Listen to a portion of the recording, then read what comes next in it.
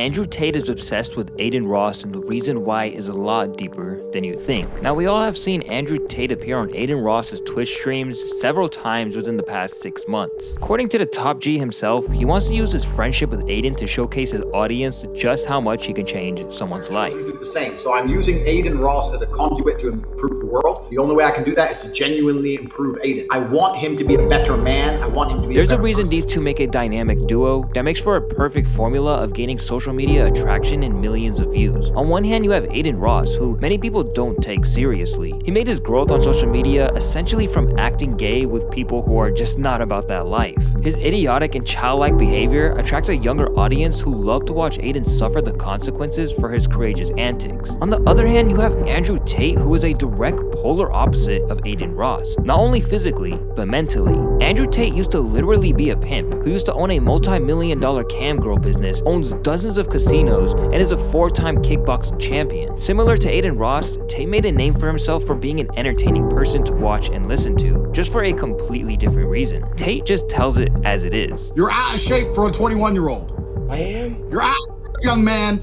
You're 21 years old. If there's a tight parking space and you gave 10 men an attempt and 10 women an attempt, I think we all agree that the 10 men would be more likely to park in the space without hitting another car than the females. Due to the impact of his controversial takes and his philosophies revolving around relationships, finance, and mental health, Tate became one of the fastest growing content creators the world has ever seen in 2022, leading him to get banned for being labeled a violent misogynist. However, Tate claims he was mostly taken out of context and that he shouldn't be blamed for people simply agreeing with what he says. I didn't put a magic spell on the world. I'm not a magician. You're right. There's obviously a market for what I said. Despite the backlash, it was working. Andrew Tate was racking in more than $5 million per month just from his online course called Hustlers University, where he vowed to teach men how to make money fast and only charged $50 a month for it. His appearances on various podcasts and interviews helped him generate a never-ending buzz. Algorithms were once flooded with nothing but Andrew Tate clips. This ultimately helped Andrew Tate accumulate hundreds of thousands of new signees, but this is where things get a little weird. The target audience for Andrew Tate's Hustler University was young male adults around the ages 16 through 24, and that's what Adin's audience mostly consists of. This makes it a win-win for both parties. On one hand, Adin is generating millions of views for his YouTube and Twitch channels. On the other, you have Andrew Tate promoting the hell out of his online course, getting thousands of new signees each stream, which became a problem for two reasons.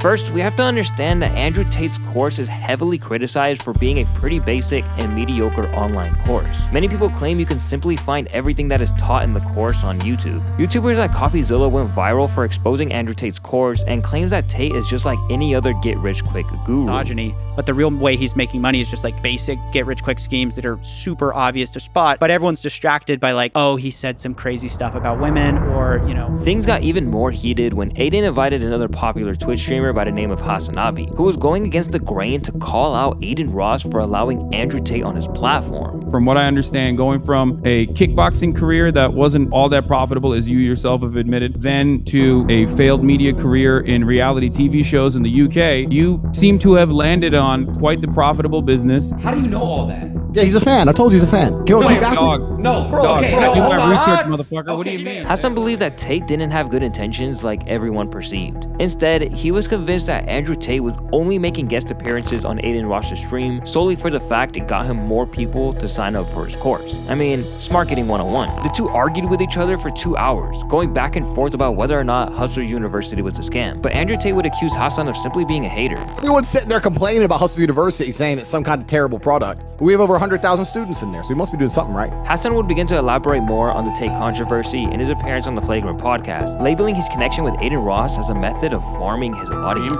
Because he was doing the rounds. He went to like Adin Ross, he went to Clix's stream. He's like going up against like these like 20-year-old kids and just basically farming their audience of like dummies. Like all these like 12, 13-year-olds were like, oh, I love Fortnite. And then they like, oh, this Andrew Tate guy, he seems so cool. He's got a Bugatti.